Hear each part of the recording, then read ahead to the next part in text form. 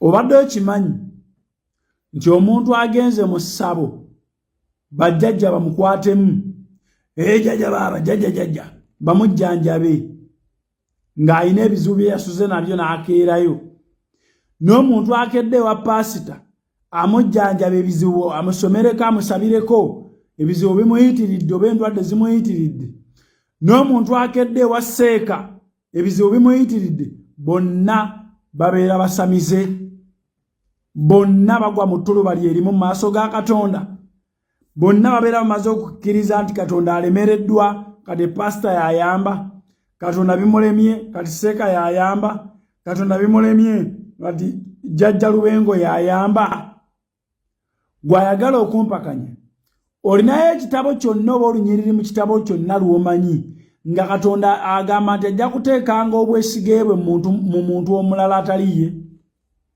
The moment you find yourself seeking for help from a normal person, a fellow person, seeking for healing or seeking for an extension of life, obeera musamize ng'agenze mu ssabo, obeera musamize ng'agenze wa pastor gundi, obeera musamize ng'agenze wa seeka gundi.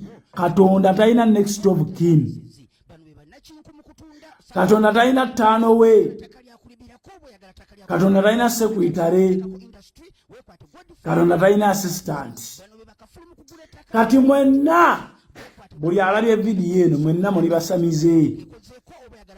Kisingako genda mu ssabo bw'obanga oli embizzi ng'oli musiraamu towuutamu supu bwa HF Katonda ajja kundaba bubi basiraamu tetulya mbizzi bw'osalawo kulya mbizzi liira ddala akafumiito kifuba kuba omusango gubeera guzitowa kyenkanyi n'awuuseemu supu mbeere bulungi bampita Godfather.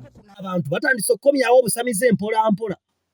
Omusajja ono Godfather atumbula obusamize mu lugezigezi. Era nze sisobola kusirika kubanga nagamba eggwanga lyange tesobola kuwonooneka nga wendi. Ka Yesu akatono akandimu oba kenkana ng'empeke y'omuceere nzija nenkababuulira ate nenkeyambisanga engabo okudifendinga Katonda mu ggwanga lya Uganda. Mwe abalokola abasiru abali eyo lwaki omusajja ono temumwogerako? Ono musajja Godfather musamize. Nina Father gwe nalabye ng'ali mu kuwolereza olubugo oyo olwasooka okuleka nga twasoma SST agamba this is the first cloth in Buganda. Mukama yebazibwe era balukomaga bukomazi. Ono si sitaani. Ono si sitaani. Era bagamba nti mulimu sitaani gwe sitaani. Luno lwe lugoye olwasooka. Omwava engoye endala zonna kati mbuulira muzine era ngenda kumubalaga. Naye ekibuuzo kiri kimu. Faaza oyo bw'abanga nti olubugo si lwa basamize si lwa setaani ye mu ngoye z'alina embugo mmeka? Era mirundi emeka gy'ajja kwa lutaali ng'ayambadde olubugo. Ekyokubiri kambabuuze omanyize lwaki ndifendinga obulokozi buli kye nnina nakijja mu Katonda. Era nze abaana bangi State House beeweeredde nga mbalaba nga batambula nga beefuula ng'abagagga nga baali banaku. Nze nali munaku Mukama nannyamba. Oba onvuma obunaku oba onvuma obugwagwa ntudde mu benzi kati muganda wange ndi mu kweyagala. Bwamanyi byokola ki? Nali munaku nali mwavu Mukama nannyamba. Sisobola kutuulira bujulizi abooluganda abasooka bawangula setaani n'omusaayi gw'omwana gw'endiga n'obujulizi bw'akamwa kaabwe. Sisobola kulekerawo kujulira Katonda na musaalaba na Kristo. Era sisobola kulekerawo kwogera ku kanisa yange eya Vusu ne Musumba Sara ne Musumba Asha nabo n'abankwatiddeko Amukigundu mwogerako Museveni mwogerako Omulangira Ndawusi ne Radio Simba mbyogerako Pastor Bujingo Mbeba. Kitegeeza nti nsiima Katonda kubanga bona Katonda yabatadde mu kkubo lyange okunnyamba kusinza kulekera okusiima Ssaabazonto. Yakubba esimu nga nvudde ku solo tinaga nti obwo atadda ku mpewo nva kusiima simba ne bire simu nenzirayo kati oyinza omwerabira. Nze obulokozi tebunkwasa nsonyi. Omuntu bw'aba asobola ovaayo naga nti nze ndi musiyazi nze ndi wa Nuupu nze mpagira Kyagulanyi nga olaba ne byawagira tebiriimu makulu nange nvaayo okugamba nti obulokozi mbudifendinga. Njagala nsooke mbuuze Godfather abagamba nti obusamize bulungi bagamba nti abazungu baleeta lubaale waabwe bwe tusinza. Naye ekibuuzo kiri kimu bw'osamira tewali afaayo bw'onywa omwenge tewali afaayo, Madirati yalokose tewali yafuddeyo. Lwaki bw'olokoka ensi ekukyawa? Lwaki bw'olokoka n'omuntu abadde takukubira ssimu akubira essimu n'akubuuza gwe walokose biki? Lwaki n'omuntu abadde anywa enjaga mu ttawuni n'awemula abantu bw'alokoka famire etuula n'emugoba mu kika ng'ate wabadde anywa enjaga ebadde emwagala? Kitegeeza obulokozi bulimu odiiro. Ekyokubiri, ndagaayo obukatuli ky'obufere. Obulokozi bwe buferebwa kubanga ekintu kyonna eky'amazima kye kiferebwa. Ekintu ekitali kye batacupula. Ndagaayo omuntu sente bazicupula kubanga sente za ddala. Bacupula obulokozi kubanga obulokozi bwa ddala. Kati njagala okugenda okubuuza Godfather. Ndabako abantu ku TikTok awo era obuvidiyo ngenda bubazannyira ng'abantu bapromotinga naddala obusamize ku TikTok. Waliwo gundi ono Suna Ben amanyi n'okubakyaza bano baliito jjo ng'abantu basamirira ddala. Naye nze sikitwala nga kiri oke.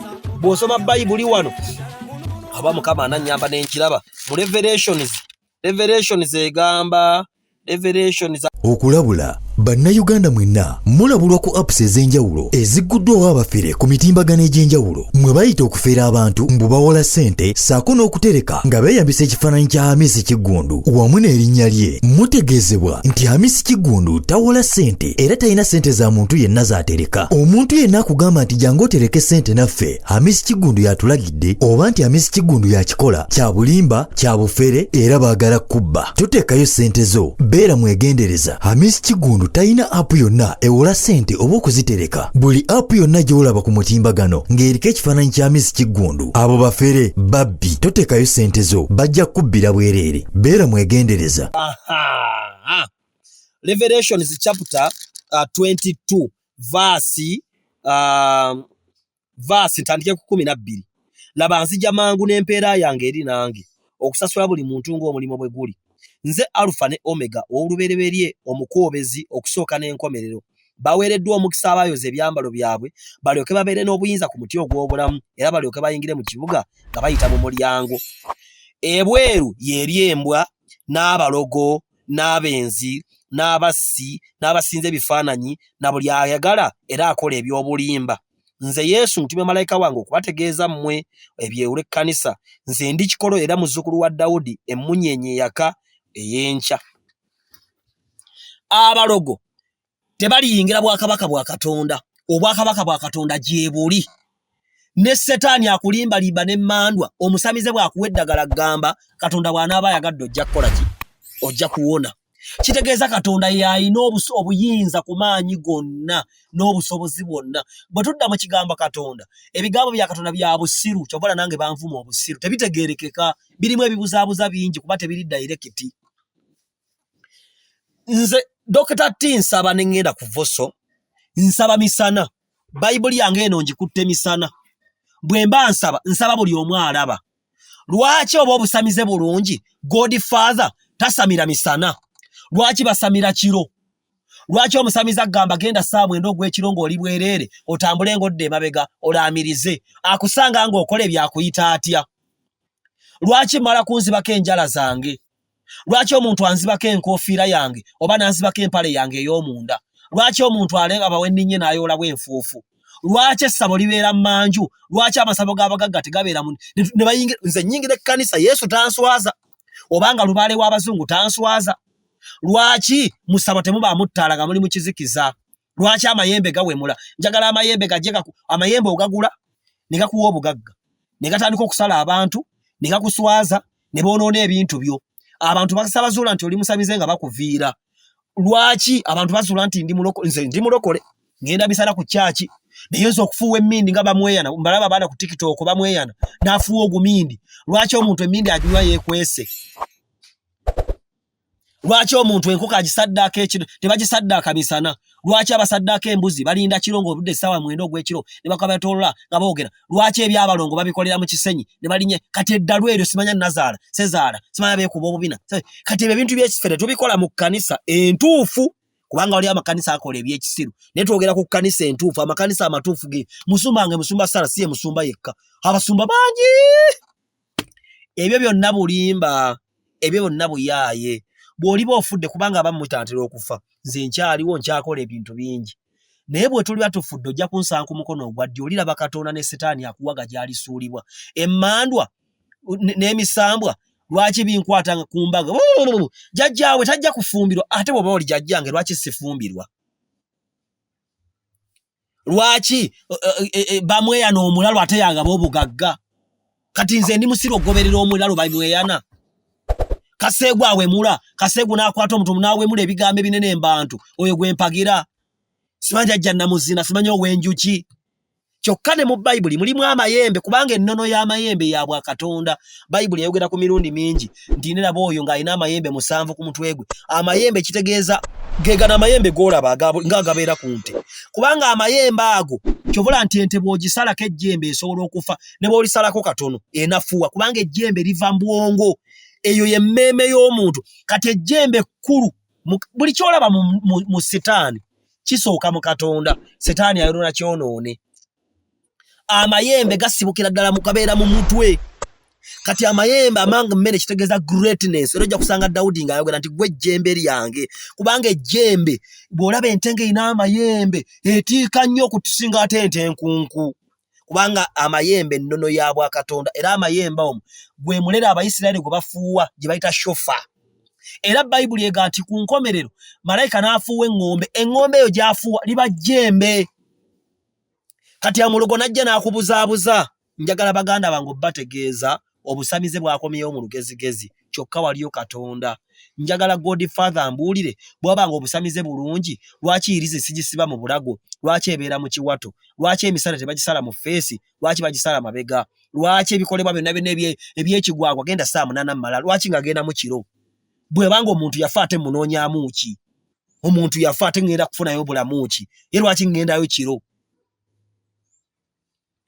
abantu balina ebintu ebyoto bya lubaale we ebyandawula abantu babirina lwaki bibeera waggulu lwaki bibeera mu manju yategenda ate weesiiga eddagala ate edduka emirundi 3 ate simanya kwata mu bbi ate lwaki nkwata mu bbi Kristo abawo omukisa azaalibwa na kigambo tutambulira mu kigambo naye olwaleero kasita word of God ebulwa rumu munda mbulamu bwo kubanga weetisse the chaos of the world weralikira obugagga bw'enkya weeralikira ni anaakuwasa weeralikira future n'ebeera etya haleluya abantu bangi tweralikira n'ebintu bye tutamanyi weeralikira Christmas n'alyaki otandise ogyayika omuguno omwezi abantu beeralikira banenga nkuze emyaka gigenda ani agenda okumpasa banenga nduddewo okuzaala abantu mweralikirira that's why word of God tayina space mu bulamu bwammwe kubanga mubala kyobolaba